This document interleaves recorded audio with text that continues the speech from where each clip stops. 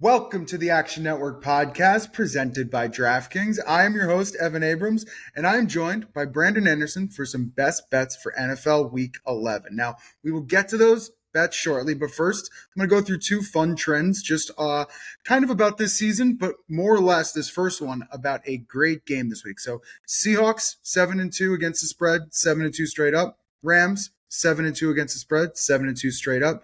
Both teams face off this weekend. Spread of about 3 and real tight game. But in the wild card era since 1990, we have yet to have a matchup where both teams have a 77% win percentage or higher, both straight up and against the spread in the 10th game or later of the season. Obviously, before that, lots of records, short games, we get it. But at this point, this matchup really incredible. And me and Brandon talked about this, and Brandon, you can jump in here. Like the past few weeks, we've had incredible games, and I feel like it just continues. Like you look ahead, there's Colts Chiefs. Like there is a lot of good games in this middle window of the season. But what are your thoughts overall? Yeah, this is definitely a super exciting game. What's crazy is it's not even necessarily for sure the NFC game of the day, because we finished that game, have a little break, and then play Lions-Eagles in the Sunday night game, which is just as important. And so we kind of cap our day with those two. We're going to cap our picks today with those two. I've got a pick on Lions-Eagles to start us out, where I have a pretty good read. I have less of a read on Seattle and the Rams, but I, of course, want to talk about it. So I, of course, came up with a long shot on that one. I've got a buried down the list prop that we'll do a fun escalator on, and a little bit of preview on the side. It's a really interesting matchup. A lot of personnel stuff to talk about there. And yeah, it feels like in the AFC, we're just like, will somebody please be good? And in the NFC, we're getting battles week after week. It's like King of the Hill. And as soon as you get to the top, like the Eagles just won the game of the week, and now they're in another one against Detroit. Now we got Seattle and LA. They'll play again on a Thursday later this year, so we get that one coming. We'll get, Green Bay, Detroit, some of those matchups in here as well. Just, yeah, fun game week after week. And I think it's telling to the parity of the league also that we don't really know who the best team is. We have like 9 maybe best teams. So that's kind of fun, because normally you're like, well, is the best team playing a good team? Maybe that's the game of the week. Right now, it's like, well, if there's like 9 out of 32, pretty good chances 2 of them are going to play each other given a week. And this case, we've got a few like that. Look, even Bills Buccaneers is not on our rundown today. It's a pretty good game. Like that's a potential Super Bowl matchup if those teams get hot. So yeah, we don't know who the great teams are, and it's fun because we get to keep watching really good teams play and kind of find out along the way. Yeah, I don't know about you. I'm also kind of glad that game's in LA. I like the Seattle on the road stuff, and the traveling fans. I think it's more fun. All right, my last stat before we move on. Through 10 weeks, we've had 35 total backup quarterbacks start in the NFL this season.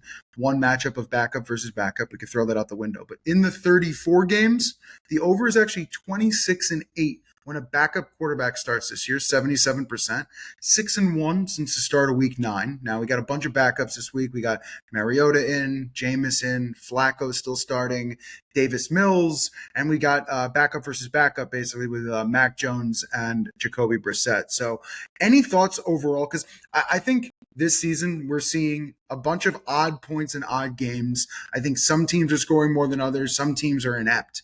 But when you're talking about these games where maybe game's getting a little out of hand, or there's some defensive touchdowns potentially. But what do you make of this?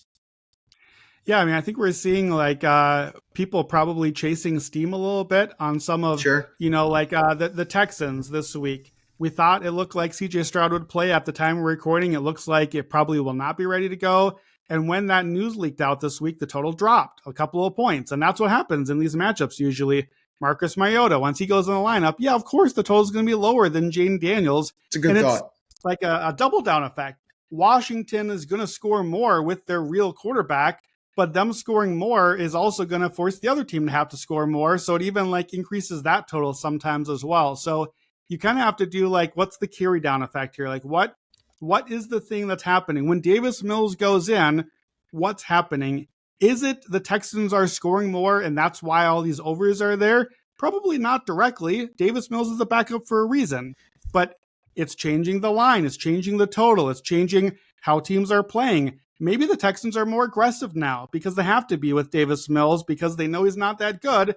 Maybe they have to do things that way. Like, I'm not even saying that about the Texans. I'm just grabbing a name off the list here. But yeah, I think as we do, we talked about this last week at the start of the podcast.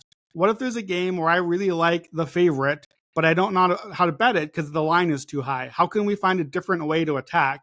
And I think this year, kind of parallel with what we just said, we don't know who the great teams are, but I think because the backup quarterbacks and some of the coach firings, we kind of know who some really bad teams are, right? Like we really know, like, boy, I'd sure love to bet against the Titans this week. That'd be a lot of fun. How do I bet against the Titans right now? And so I think that's the thing with some of these. If you want to bet against the backup quarterback or their team, okay, how do I do that now? I can do that 1,000 ways other than the spread. Maybe there's not value or hard to find value there. Maybe the backup quarterback's playing, so this team's going to just run against them all game. Maybe their own running back's going to run all game because they don't trust the quarterback. Like, what's the knock-on effect of backup quarterback in? It's not necessarily this games are go high scoring for the over. Maybe that does buy us some value to tell us some other things and other ways to invest. And I think that's the fun is it's a new puzzle each game to kind of solve. Here's what I think about it, but now how do I find the number and the prop or the line or whatever to bet the thing that I think? And that's what we do on this podcast. It's a lot of fun every week. Yeah, the drop on the line, I think, is an interesting thought. And also, maybe it's just Joe Flacco. All right, but before we move on, don't forget to sign up for Action Pro for real-time pick alerts from experts like Brandon Anderson, myself, our entire Action Network team. Plus, you can access our pro projections powered by Sean Kerner and our predictive analytics team. Just go to actionnetwork.com/pro. Get $20 off the annual price with the promo code POD20POD20. So don't miss out on the best bets at the best prices. Visit actionnetwork.com/pro. Use a promo code POD20POD20 to get $20 off a year of Action Pro. All right, it's time to get into some NFL Week 11 best bets. Now, if you want to tail some of these bets, look for the Quickslip link in the podcast and video description, or go to actionnetwork.com/betnow, BETNOW, bet now. We will start, as always, with Brandon's pick six. Now, at the beginning of the pick six, it is Patriots money line. So we have to hold you accountable. This podcast will come out after Thursday Night Football. So I actually put this out. Teams favored by over 10 points on a Thursday, 33-0 since 1970. So if this is the one tonight, we blame it on ourselves. What else you got in the parlay? Yeah. Hopefully 34-0 as you listen. And then we're all in on the early Sunday window. So Steelers, Bills, Packers, Texans. They're all about 5 to 7 point favorites. We're taking them all. And then one upset that should not come as a surprise. If you've been listening to our last podcast on the Lookahead last week and on the Hot Read, we're all in on Panthers this week at the Falcons. So the Panthers are the upset, plus the Thursday night and other Sunday favorites, all in the early window. By middle afternoon, we're plus 851. We're cashing and already watching the rest of our bets. So that's the pick six this week. One upset and a bunch of big favorites. And we'll see how it goes. We'll get back to Carolina in a second, but they also have a massive game against San Francisco next week, at least for them in prime time, which we haven't seen in years. But we will start now with, the second best NFC matchup of the weekend. Depends how you look at it. Lions-Eagles. I think you and I are on the same side here. So which side are you taking in this dogfight? I like the Lions. For all the talk about Rams Seahawks, I think this one is as important. And I have a better read on it. And I think, too, we don't know yet if the Rams and Seahawks are the real NFC teams. We kind of do know with the Lions and the Eagles. We've seen them, right? We've seen them go on runs. We've seen them play playoff football. What's that mean? Run the football, play defense. Well, right now, I think Detroit's better at both of those things. By DVOA, defense, Detroit is 5th. Philly's improving, but still 13th on the season. And then look at the rushing matchup. Detroit 6th in rushing versus 21st defensively for Philly. And then the flip side, I know we think Philly's good at running, 22nd by DVOA versus 7th. Detroit's run defense is the advantage there too. So I actually make Detroit the favorite here, even on the road. And I know we just watched Philly. We saw their defense certainly a lot improved. That's the talk right now. But how about Detroit? Dan Campbell took over play calling last week. And what did we see? We saw a lot more motion, and we saw almost double the amount of play action last week. And we saw their highest pass rate over expectation of the season as well.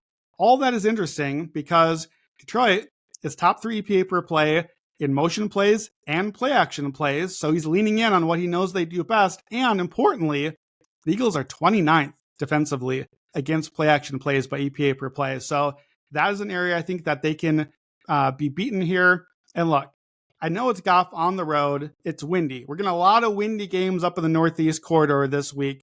I don't love that part, but I still have to like the matchup because I have Detroit favored here. A lot of injuries on both sides. I think that's part of why the line is what it is. The Eagles' injuries are significant too. 4 of their 5 linemen are on the injury report, and especially Lane Johnson was in and out last week. He is huge to their game week after week. So I just trust the Lions more. Both sides of the ball I trust more. They got the better special teams. I trust their coaches more. It's a luck side this week as well from our luck rankings. So Lions +3. Be sure to grab the 3 if you can while it's there. 9 straight Lions wins have been by 6 or more points. So rather than just the money line, we're not getting a ton of value there. I'm going to go more aggressive as I do. Lions -5.5 is the alt I'm going to play. +246 to get the win, but with a little bit of margin. And then if you want the futures escalator, we did last time, Evan, our MVP conversation. We didn't talk a lot about either quarterback in this matchup. And as I dug into the race and the numbers, I think these 2 guys actually are where the best value is.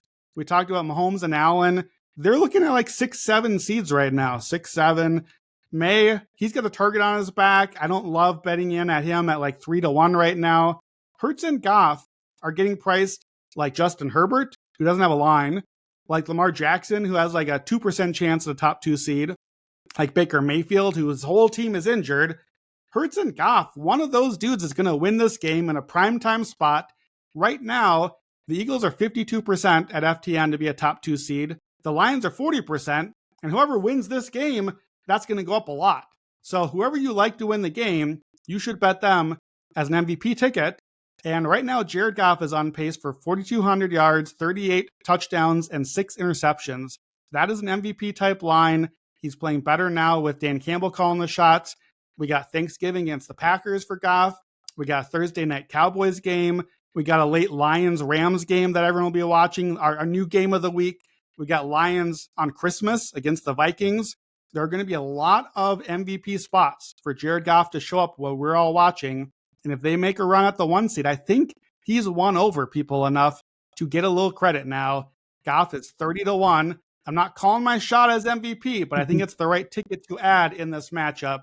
So Lions +3, Lions alt, Jared Goff MVP. Sunday night, that's where we're going to start, and that's where we'll finish. I liked 95% of that. The only thing I didn't like about what you said, like, could you imagine what the internet would look like if Jalen Hurts ended up with the MVP at the end of the season? Based off of everything that's happened so far, I just don't see any way, given the scenario. Like, we're bashing the tush push. There's AJ Brown's not doing anything in that. Sure. It's just there's a lot of obstacles. I feel like Jared Goff, I think, is a complete right read. And given the scenario, I was looking at his primetime games coming up as well. Like, lots of opportunities to show up. And if you look at the numbers this year, really good. I want to debunk one theory as well, because you had mentioned this and I looked it up. So Jared Goff and Dan Campbell, and this is according to Bet Labs when you look at win data. So if they've played an outdoors game with 10+ mile an hour winds 9 times as a duo. And that is what we are slated for this weekend in Philadelphia. Yep. They're 5-4 straight up in ATS in those games. But to me, more importantly, when I dug in, 11 passing touchdowns, 3 picks, and a 67% completion percentage for Goff in those games. So to me, I think there's a little bit of that. Like, we see some fumbles, we see some bad off-target throws, but overall played pretty well. And usually those outdoor games in wind, like tougher games as well. Like, it's in Chicago, sure. It's, different spots. So I like it. I like the Lions. Yeah. And I believe the Lions don't play outdoors again until week 18. After all those other games in Chicago, as you mentioned, that will be the last one. So, yeah, I'm with you. I think we know how I feel about Jalen Hurts. I will say this, though. It matters more to me what is to come. And Hurts right now, even as poorly as it feels like he's played, if you add in the rushing, he's on pace right now for 4,000 yards combined, 40 touchdowns combined, and 2 interceptions. And that's now And if they get better, and his numbers have been better the last month as Patullo's kind of settled in the offense, like that, 4,545 touchdowns, those are MVP numbers. And we would feel differently 2 months from now when voting happens than we do right now. That's how you have to bet futures, is what could happen later. So look, nobody hates on Jalen Hurts more than I do. I don't know if it's him or Lamar that I dump on more, but I think in a world where there's not a dominant team and there's not a dominant MVP stepping forward, and I'm kind of the opinion that the AFC teams, Drake May, Bo Nix, whoever the guys are of the top teams, that they're going to fade back and get like 4 or 5 losses. If we get a king in the NFC that's like 15-2, and the Eagles do what they did last year, and here's the point on Hurts that I will say, I agree how we feel about him right now, but we also came into the year just a couple of months ago thinking of Jalen Hurts Super Bowl MVP. And at some point, if they go on a run and it's like, man, my guys won like 28 of the last 32 games or whatever the number would be, that's going to be a stat that speaks for itself too. So I have to take it seriously, even if I don't like it, because that's how you have to bet futures. And I think if you like the Eagles here, I think it's the right ticket for you to invest in, even though I don't like it. I just can't wait for the media narrative around that if we're on track for that in a few weeks. All right, let's keep going here, which is in a game that I honestly can't believe is probably the third best game of the weekend. Really an amazing slate. But Chiefs-Broncos, how are you attacking this one? Because I think all the numbers kind of agree with you. Yeah, I'm looking under all the way here. And look, this was our hot read, so I still like it. It's under 44.5. It's been stuck right at that line. That's great, but that means we have to play the mine shaft now. So I'm going to add on some mine shaft unders and a first quarter under, which I think might be a new for me. So let me make the case. Kind of recapping what the hot read was. Denver, fraudulent, right? Bo Nix has the training wheels on. Sean Payton clearly doesn't trust him. That Thursday night game, we all had to watch it. 220 yards against the Raiders, under 4 yards of play. Bo Nix, negative 0.3 EPA per play. They had no business winning that game, or the Jets game, or the Giants game, or on and on and on, or being 8-2. But the defense is still really good, even without Surtain. All those numbers I said against the Raiders, they're allowed even less. 188 yards allowed, 3.2 yards of play. And outside of Dallas, which we know Dallas skews all the numbers, Broncos games on the season, just under 38 points a game, because the offense isn't trustworthy and the defense is pretty good. And in this matchup, Vance Joseph's defense, who I typically, against a great offense, I want to bet on that offense. It's not held up, but against the Chiefs, it has held up. They held the Chiefs to their lowest point total both times last season. Out of the entire season, Kansas City had their 2 lowest scores. Now, one was week 18. That didn't really matter. But in the last 4 times, so the last 2 seasons, that 38 from that game was the most total in one of these 2 matchups. Other ones, we had 33, 30, and 27. Those are not one team. That's the whole score. So they're averaging 32 points a game in these matchups. I think both teams prefer that, frankly. I don't think the Chiefs should, but it's unfortunately the Chiefs we've got now. They want long drives, shorten the game, and frankly, both of these teams want that and trust their quarterback to go win the game at the end. I'll tell you which one I'd like if I was picking the quarterback to go win my game, but we're not on the side here. We're on the under. Broncos 7-3 to the under, best in the NFL. Chiefs 6-3. They're both top 5 first half under and top 5 second half under. So to the mine shaft we go. Remember, 33, 30, and 27 point games the last couple of years. So key numbers ish on the way down. Under 37.5 plus 248. Under 33.5 plus 410. And then I mentioned the first quarter thing.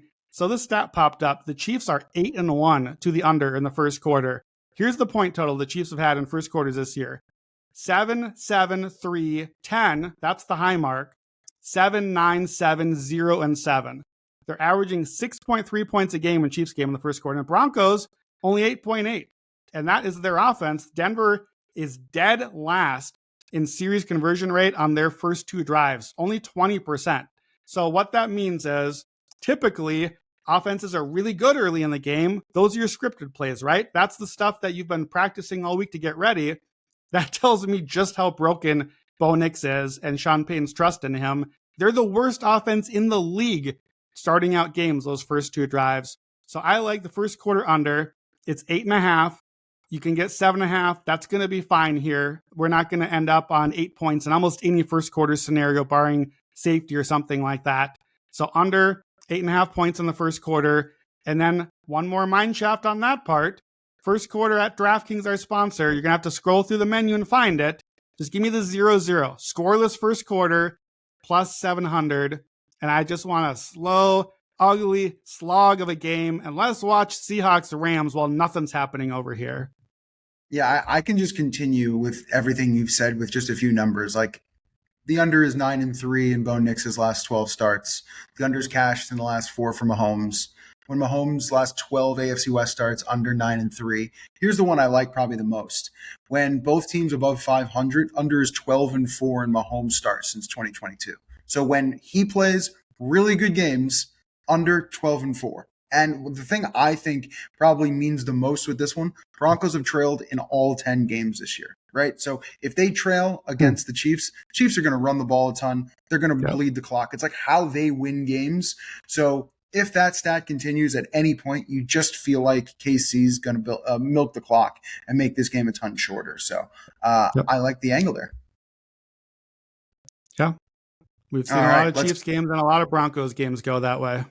I know. I feel like that. And I feel like based off of everything we've seen from Bo Nix at this point, like a high-scoring game possible, but also more unlikely than not against Spags. All right. Bengals, Steelers. So a lot of different ways you could probably attack this game, but given what the defenses have shown this year, I assume you're just unloading on offensive props.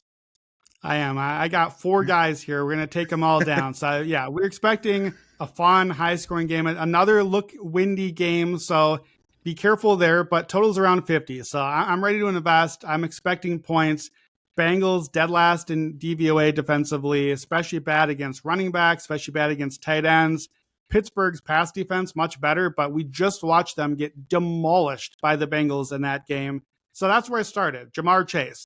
Last matchup, 23 targets against Pittsburgh, 16 catches, 161 yards.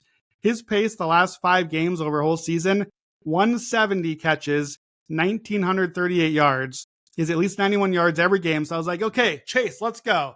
And by the way, here's your first one. Chase to lead the league in receiving yards on the season, plus 550. He's a couple hundred behind Jackson Smith and Jigba right now, but the Bengals are terrible. They're going to be passing all year, whether it's Burrow or Flacco or whoever it is. They have a pretty inviting schedule, and Chase can put up some huge lines. So I started there. I got my future. I went for the present, and books are onto it. We got to play like 9 receptions to get just an even price for Chase. We got to pay like 100 yards for a traditional over. And all the times, I would be like, okay, well, 120, 150. Like, let's go even higher than make it worth it. I'm going to pivot, in this case, to the other guy, T. Higgins, who also is doing pretty well lately. 4 games with Flacco, 4.8 catches, 81 yards a game, averaging a touchdown a game. In that Pittsburgh game, as good as Chase was, T, 10 targets, 6 for 96 and a score. So I think he can have a good game with Chase. Or, hey, maybe Pittsburgh will decide to cover Jamar Chase this time. What a novel concept. And if they do, perhaps T will be open. So 80 yards plus 230, 100 yards at 5-1. It's a Jamar Chase angle, but it's a pivot to the prices that are a little bit lower because the Jamar Chase juice is so high. So that's the receiver side. That's that side of the ball. Now the flip side. And you can, of course, throw some of these together, build your fun parlay if you like.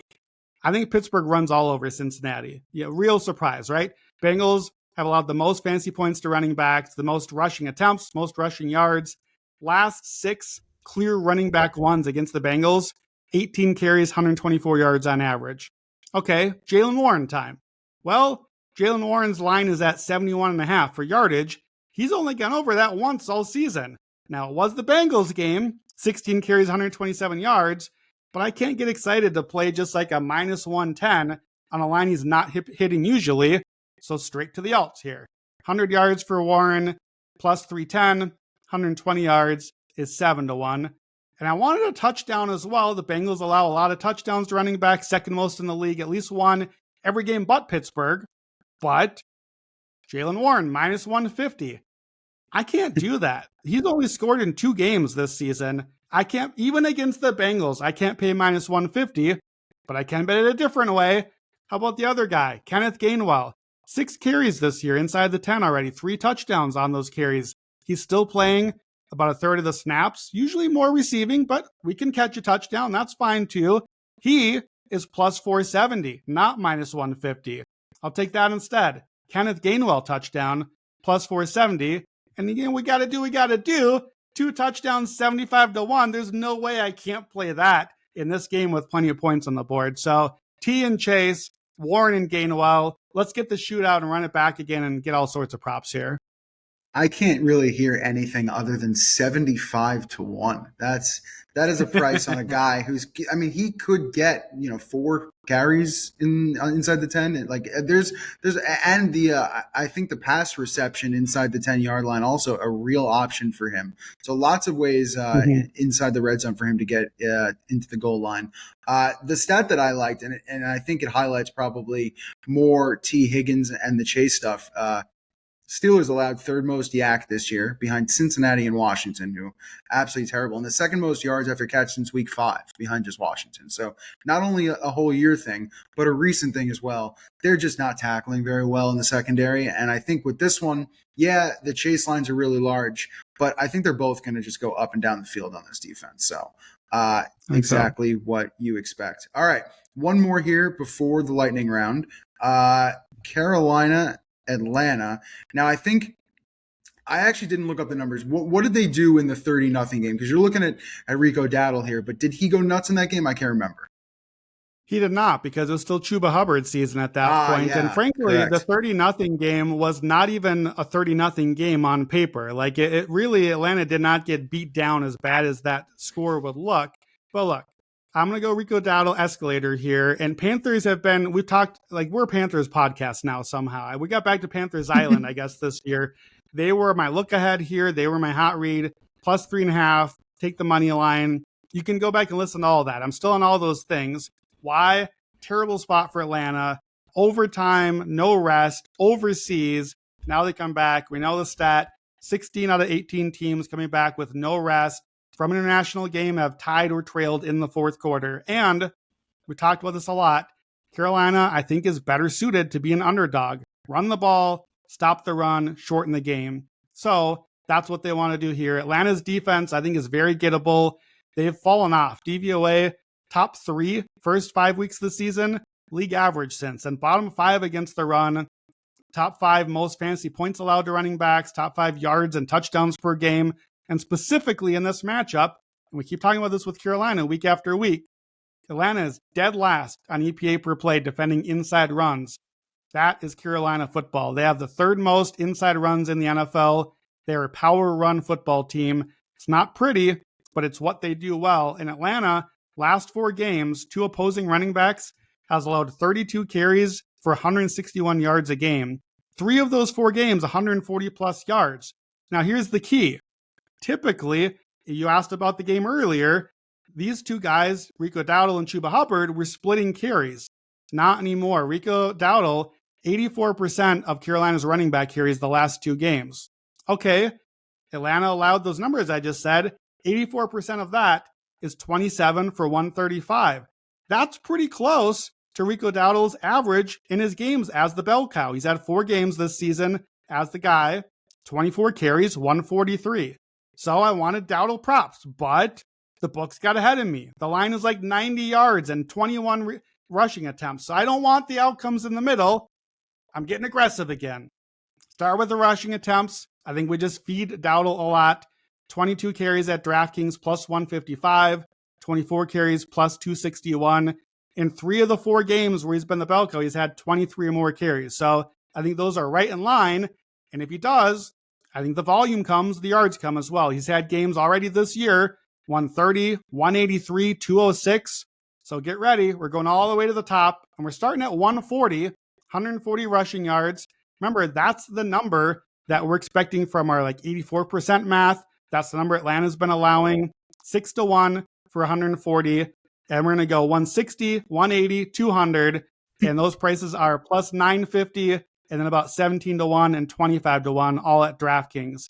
It's a lot of numbers. It's all in the app. You can find it there.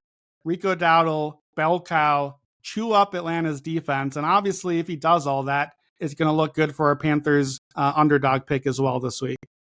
Yeah, this is the stat I found on this that really just kind of blew me away. So adjusted line yards, which in easy explanation estimates the offensive line's contribution to the rushing game. On offense this year, number 1 is the Rams. Number 2 is the Bucks. Number 3 is the Lions. Number 4 is the Panthers at 3.8 yards. On the defensive side, worst in the NFL, 32nd, the Bengals. 31st, the Falcons. Also allowing 3.8 yards on the defensive side. So basically you have juggernaut versus juggernaut basically doing the exact same things on opposite sides of the ball. I feel like Carolina is just going to destroy them in this one. And the line is just out of respect at home in Atlanta. And I think Carolina is the right side. We were talking about it earlier on the favorites, but I just feel like it's a scary one considering, hey, just lost 30-0. Like Atlanta is not going to lay an egg, but it also feels like a terrible matchup. Yeah, I think so. And I've got a lot of eggs in Carolina's basket this week, so let's hope Rico Dowdle takes care of them. All right, Sad Cat Island. All right, let's go to the lightning round here. We're going to Madrid. So the last time there's an international game this year, we just came back from Germany. Now we're in Madrid. It's Commanders Dolphins. Boy, giving Madrid our best. But what are you doing with this one? As always, I'm going to take the favorites on the international game. So give me the Dolphins, -2.5. Season-long metrics, this is a pretty even matchup. It's kind of just like a whatever matchup, right? Defensively, 23rd and 24th. Special teams, both top 4. Offense, slight advantage to Washington, but about the same. That's season-long. Recent results tells a very different story. Since week 6, Washington, before that, 8th on offense, 13th on defense. Since week 6, 26th on offense, 31st on defense. They have fallen apart on both sides of the ball. And while that happened, the Dolphins defensively jumped from dead last DVOA to 7th. Now, look, I don't think Miami is quite that strong of a defense. They've gotten a little injury matchup luck along the way, but clearly the better defense right now. And what's happening with Washington? Guess what? It's the Cliff. The running game has fallen off like it does with Cliff Kingsbury along the way.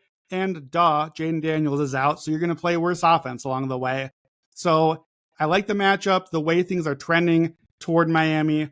Washington's got a ton of injuries as well. Darren Payne is suspended this week.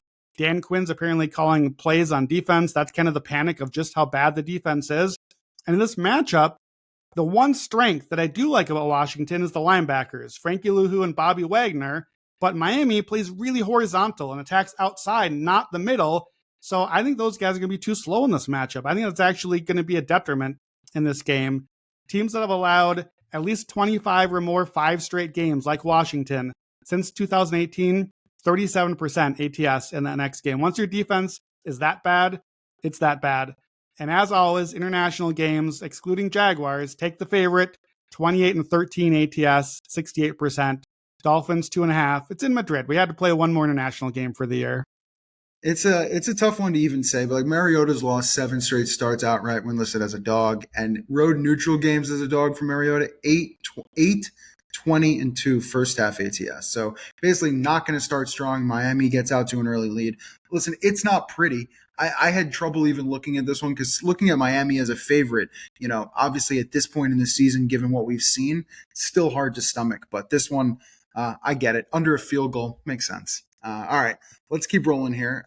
You're looking at a prop with the Texans this weekend. It can't be Nick Chubb because he's not getting carries. So what are you doing? Yeah, let's try Woody Marks. Let's give the rookie a shot. And we're playing the Titans, so you already know the bet. Just give me an anytime touchdown for a running back facing the Titans. I really wanted Houston here, and we'll see. Maybe it'll make its way into the app. I think their defense against as bad as Tennessee, that's probably enough, even with the Titans out of the bye. But lots of Texans injuries. Usually low scoring this matchup, last 7 games, 35 points a game. And then, of course, it seems like Davis Mills is playing here, and we don't really know for sure yet. I do think, despite all that, I think the Texans will score some points. Titans are 25th by DVOA on defense. And I think they're a lot worse than that, honestly. They've had some injuries. They're just kind of done on that side. And Houston, as much as we get on their case, 15.5 points a game in 4 games against the top half of the league defensively, 28.5 against the bottom half. Just fine. And the Titans are definitely the bottom half. Houston 26-0 when they played them earlier this year. So if I kind of like Houston and I kind of think they're going to score, who's going to score? Well, the running back against the Titans. That's it. That's the case. Woody Marks is clearly the guy now, well ahead of Chubb. He's got 2 touchdowns rushing. He's had 2 receiving, so we get that out as well. We get it at minus 105. You're giving me a running back bell cow as the favorite at even odds basically against the Titans. I'm just going to keep hitting it every week. And 2 touchdowns plus 550, a little touch on that as well. It's kind of the same old boring bet now. We're just playing. It was Kamani Vidal last week. We missed it, but I'm just running it back again. Give me the running back one against the Titans until they consistently show me they're going to stop it. Yeah, the thing I wanted here was like longest rush, but the thing with Woody is you don't know where it's coming from. So like you might waste it on one side and he gets a long reception. The thing you really like is snaps on run plays. Woody 17, Nick Chubb 5 last week. It was 14-11 the week before that and 15-19 the week before that. So I think you're starting to see a trend in that direction. And you had mentioned it last week, Woody Marks, 27 routes as a receiver. 17 and 17 the previous 2 weeks. So it seems like he's active all over the place and facing a Titans defense. I think we understand. All right. Next prop here, Cardinals and 49ers. Interesting that you're targeting the tight end, but which one? Yeah, that's a good point. I'm going to go with Trey McBride because the man is absolutely hot right now. Like he is red hot with Jacoby Brissett. And this matchup is kind of a mess. We don't know. It looks like you mentioned with the backup quarterbacks, it's kind of looking like Brock Purdy might at least try to give it a go this week. He seems to be getting close. Arizona's got all sorts of injuries. Harrison is out. Zay Jones is out. There are not a lot of receivers, so Trey McBride is kind of the whole receiving core at this point, and it's been going pretty well. Obviously, Kyler is out, but Jacoby Brissett is finding Trey McBride and then some. 4 games with Brissett, 32 catches, 328 yards, and 5 touchdowns. Remember when Trey McBride didn't score like all last season until the last 2 games? He's had at least a touchdown every single game with Brissett. If you just took these games with him, average pace is 135 catches for a tight end, 1,400 yards, and 21 scores. That's the sort of ball he's playing right now, like all-time tight end value. So again, receptions, yards already priced in, but I think there's still some value at touchdown. He's plus 120 for a touchdown. You're giving me a plus number for a guy that's just scoring week after week right now. And we talked a lot about the Niners defense, just very beatable right now. Not great over the middle, not great against the slot where McBride lines up sometimes.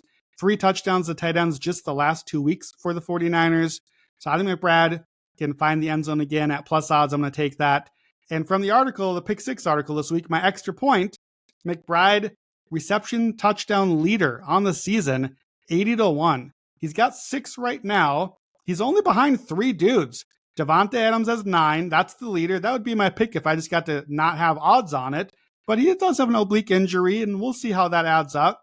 Otherwise, Goddard and Amon-Ra are the only guys ahead of McBride. And look at the pace he's been on recently, and we don't really know when Kyler will play again. Maybe not if Brissett keeps playing this well. So I think that's a good sprinkle as well. But for this week, just the touchdown, Trey McBride, plus 120. It's not often you like the extra point better than the touchdown or the pick 6, but that 80-1 with only back that, I really like that bet. I think that has a legit shot, especially, losing Harrison for a game. And if Brissett keeps playing, it's only better. How about this one? So last 4 games with Brissett, McBride has 4+ targets in the first half in all 4. Oh yeah, he also has 4+ targets in the second half in all 4. So he is being peppered no matter the quarter, no matter the situation. Brissett loves himself some McBride. All right, let's keep going here. You're looking at a wide receiver in Browns Ravens. I don't love every one of your bets. I like most of them. This one, I have some questions. So sell me, talk to me. Yeah, I'm kind of playing a bit of a hunch here. So look, this is not really a game you'd want any receivers on the surface level. Browns, Ravens, low total, Lamar not practicing, like maybe it's kind of a slog, 20-mile-an-hour winds, low 40s. This looks like the game to just avoid any sorts of overs on. And I kind of think this is a real rivalry because of the history of these teams. And Cleveland has split with Baltimore 6 of the last 7 years with this Ravens team as good as they've been. So I started here being like, okay, run it back. Ravens team total over. The total's so low. Just 23.5. That's all we got to do. Lamar, every win since the start of last year, 27 or more points. So I was ready for that. But I don't know, man. The wind and the weather and everything looks so bad. So why in the world am I playing a Browns receiver prop? So here's the hunch. Browns take a bye week. During the bye, they turn play calling over to Tommy Rees. So they come out last week in a game nobody wanted to pay attention to except us. We had the crazy escalator on Browns Jets, so I paid attention. And Tommy Rees, he made his intentions known right off the bat. First half in that game, the Browns threw 25 passes. 11 of 25 went to Jerry Jeudy. And I think Jerry Jeudy is the guy where he's not done much this season, but we know how good he was last season. And I think Rees is saying, look, we don't have a lot of talent on offense, but we do have Jerry Jeudy. Let's go to him. So I'm going to take some props on him. He had 5 catches, 66 yards, and a score just at halftime in that game. And the Ravens are beatable by receivers. They allow the 4th most receiving points to fantasy, 2nd most receptions per game, almost 14 to opposing receivers. And even as quiet as Judy's been, 5 of 9 games, over half, he's still at 43 yards. We're getting 39.5. That's the line. We just need really 40 yards from Jerry Jeudy. It's so low. And I'm not going to go crazy on the escalators for all the reasons we've said, but 60 yards. He's only done that twice this year, but he's done it over half of his last 19 games on this team. 60 is plus 243 at DraftKings. And then 6 catches. He's done that in almost half of the last 18 games. Importantly, he ended up, I think, with like 13 targets last week. In games with double-digit targets in that stretch, 7 of 8, he got at least 6 catches. So 6 catches plus 350 is the top of the escalator. It's a mini escalator. 6 catches, 60 yards isn't even a good game that we'll talk about or notice on Sunday, but we will if it hits our escalator along the way. For a Browns wide receiver, that's an escalator. I'll say that. That's true. I will say this. So you made the point. There's a positive and negative here. The positive, the Ravens are like 25th DVOA versus number 1 wide receivers. They tend to struggle even in pass attempts, yards. Like they have been beat this year. The thing here is where I had some hesitation, and I'm just curious your thought here before we move on. So catchable target rate. So Judy's been terrible all year. But mostly, first 4 weeks, he was 63% when he had Flacco as quarterback. You get Gabriel in week 5. It's down to 52.8%. That's basically half of his targets aren't catchable since Gabriel's been the starting quarterback. And if you look full season, it's 57.8%, 172nd in the NFL. 77.8%, just for reference, is the median. So just looking middle of the pack. So my thing is this, Jeudy, based off of what you saw with Rees, completely. Like, he is going to be the focal point. He just is only being able to catch half of his targets is such a crazy stat. And we see what we've got from Gabriel. People are talking about other quarterbacks there, but he's got to be able to see the ball to catch it. That stat just kind of scared me, but there's lots of positives and negatives here. So I'm honestly looking forward to it. And the fact that line is so low. Especially so low for a number 1 wide receiver in a game you expect them to be trailing. Like, there's just lots of positives and negatives here. Really fascinating. All right, let's keep going here. So this is a prop not on the board right now, but between you and me, I love it as well. So I think we're both waiting for it to pop up. You start with it, and I think I'll kind of book it with a stat. Yeah, so last week we tried the Kenneth Walker rushing attempts escalator. So I'm going to run back that idea, and I'm going to do it with Josh Jacobs this week. Packers rushing escalator at the Giants. So Packers are in my pick 6. It's a good matchup, I think, for the Packers. Jameis makes them more volatile, but it's a high pressure rate from Green Bay. They don't allow a lot of explosives. It's another very windy game. I don't think that sets up well for Jameis. I think it accidentally does set up well for Green Bay. We're all very frustrated with this team because they keep running all the time.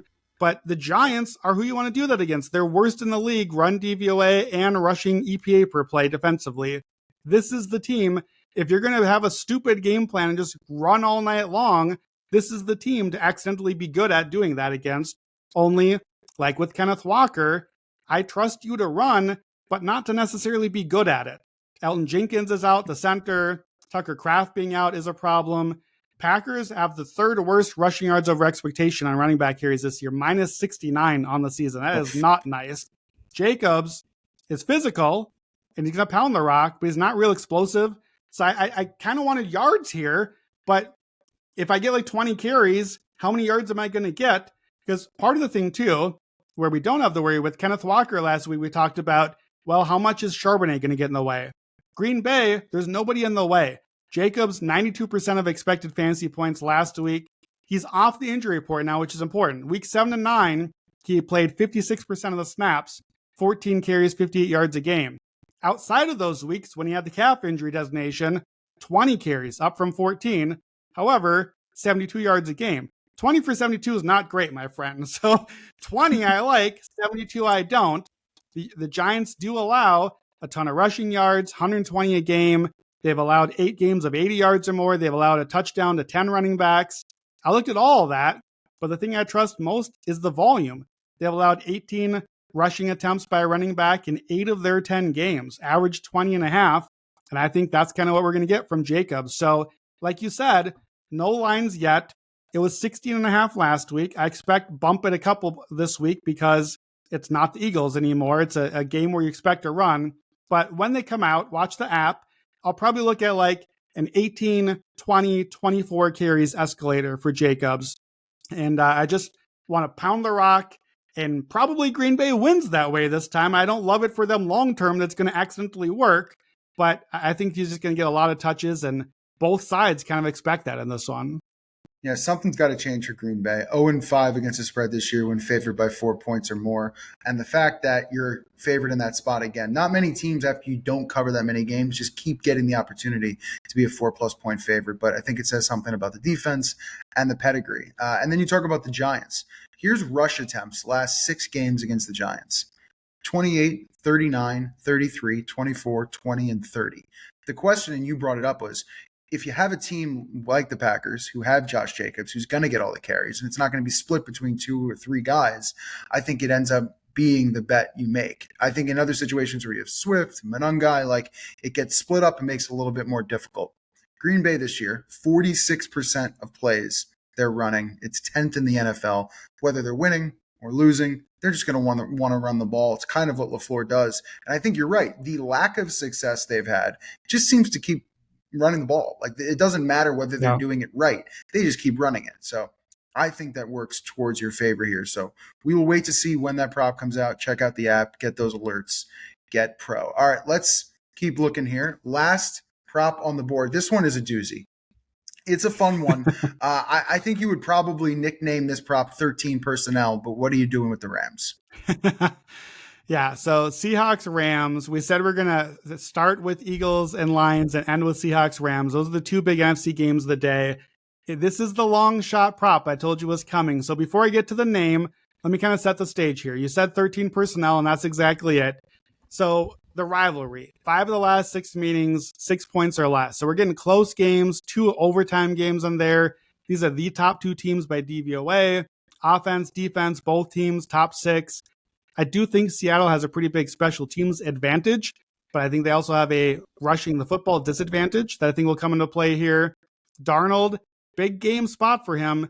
They've been ahead a lot of the season, and they now are missing their center and possibly Gray Zabel, my 2 NDSU guys on the line. So suddenly you get Darnold maybe under more pressure and maybe in a worse script versus Stafford in LA. I think you have to lean Rams here at home, quarterback that you trust. And it's the matchup to me. And it's this 13 personnel thing. If you want to side, I think the way you play it is who do you like? Bet them for 1 seed or to win the NFC or to win the Super Bowl. Whoever wins this is set up well in futures. It's kind of the version of the Goff MVP angle for the other game. So let's talk about the 13 personnel and what I like in this game. Sean McVay, my man, is getting his tight ends on the field. Sunday, we talked about this on our podcast, 45% of the plays, 13 personnel. 13 means 1 running back, 3 tight ends. Not so much on the receivers. Did not go well for my Puka Nacua props last week. 45% of the snaps with 3 tight ends on the field was the second most by any team in any game in the last decade, and they crushed with it. 63% success rate, 20% explosives, almost 7 yards of play. Last 4 games for the Rams now, 40% of their plays are coming in 13 personnel. Comparatively, 137 games for McVay before that as a coach, 84 plays total of 13 personnel. Wow. So this is brand new. And let's talk about it a little bit. What is the point of all this? Who cares? Okay, so you're putting the 3 tight ends on the field. You're bunching them up at the line. You're playing heavy. Why? You're trying to force the defense to match you with heavy. You're trying to get less defensive backs on the field. In the last 4 weeks, when the Rams are in 13, opponent plays base, aka 4 defensive backs, 93% of the time. So it's working, but Mike Macdonald, and this is the fun part, he wants nickel, he wants dime. That's 5 guys on the field, 6 defensive backs on the field. They love their corners. They got Imanwari, the rookie at safety. They like their line. They don't love the running backs. And particularly, here's the reason I worry a bit for the Seahawks here. Ernest Jones is really the only good running back Seattle has, and he's not necessarily good to go here. And running backs, or linebackers, are so important because the whole thing McVay is doing, I think, is getting not defensive backs, but linebackers onto the field bunched up. Then you attack them. You attack them with 4 tight ends they've been using, and Seattle allows the most tight end catches on the season and top 5 in yards, even as good as they have been defensively. Okay, so which tight end? We got 4. I want the rookie. 6'5", Oregon rookie, Terrence Ferguson. So I dug into the 13 stats. What are we seeing the last few weeks when they've been playing all this?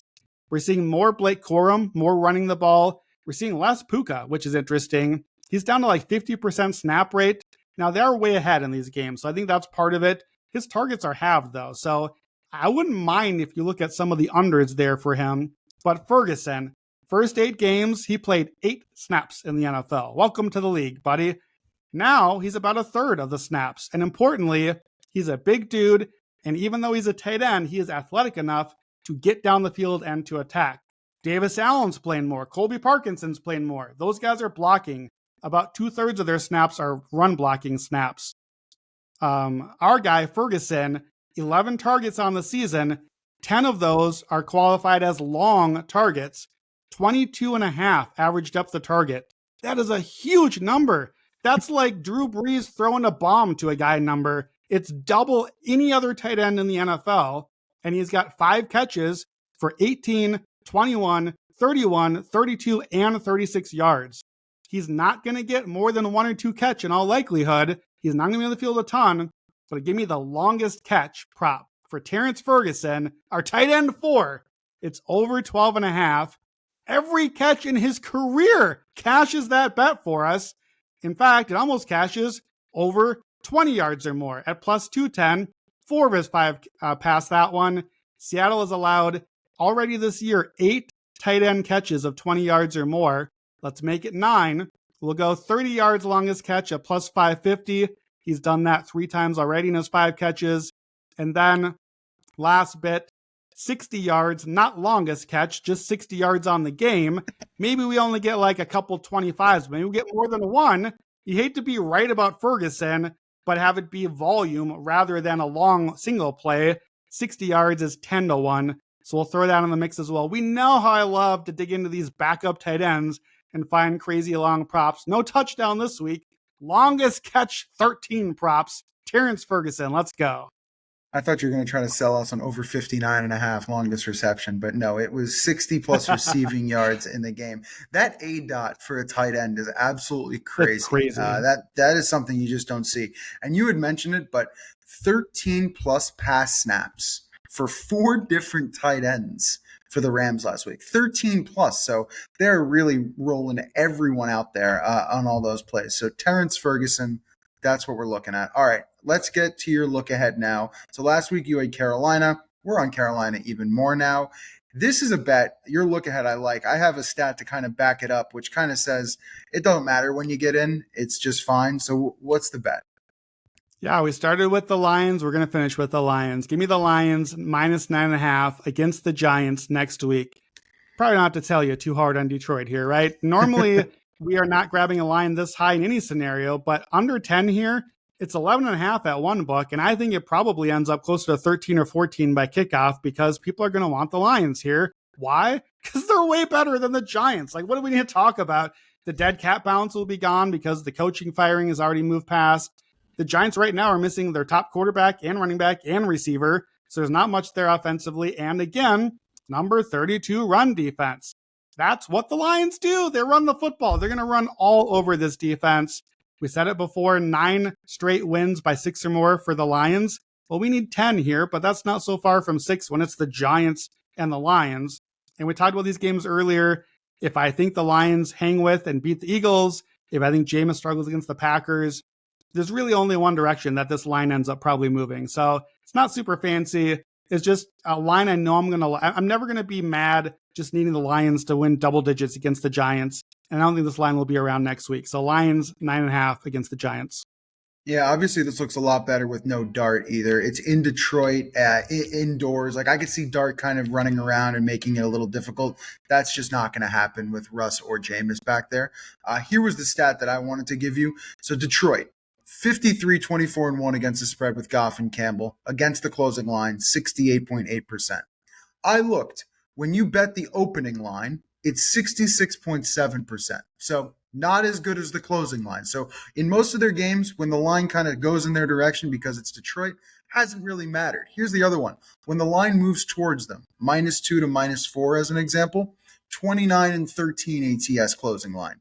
They're 30-12 ATS on the opening line. Why am I telling you this? Because of course everybody knows that 10 is a key number. So you want to get 9.5. Right. But at this point, opening, closing, Detroit, if they cover the game, they're covering the game. And this is a situation where it's 9.5. Just get in on Detroit. Obviously, under 10 is great, but under 11 is probably fine as well. Anything over that, I think you start to get to, difficult territory. So make the bet now. You'll have it for next weekend, but it's Detroit. So that's why we like the bet. Yeah, 9.5 is really what I would make the Lions in New York here. So obviously flipping to Detroit, we know how invincible the Lions are at home. You got to like it at 9.5 while it's there.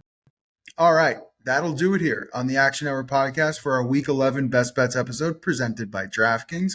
If you want instant notifications when action experts track their bets, go to actionnetwork.com/pro. Use a promo code POD20 for $20 off a year of Action Pro. If you haven't yet, check out our new AI quick slip bot on X. Just tag Playbook at Playbook. Tell it to grab whatever bets you're looking for, and it'll create a quick slip link for you in a matter of seconds. And again, if you want to tail some of the bets we gave out today, make sure to look for the quick slip link in the podcast and video description, or go to actionnetwork.com/betnow, BETNOW. We will be back Sunday night for our NFL recap show. That'll be live on Action Network YouTube page shortly after Sunday Night Football. Lions, Eagles is going to be fantastic. Thank you for listening. Enjoy the slate. Good luck with all your bets this weekend. Let's hit them all.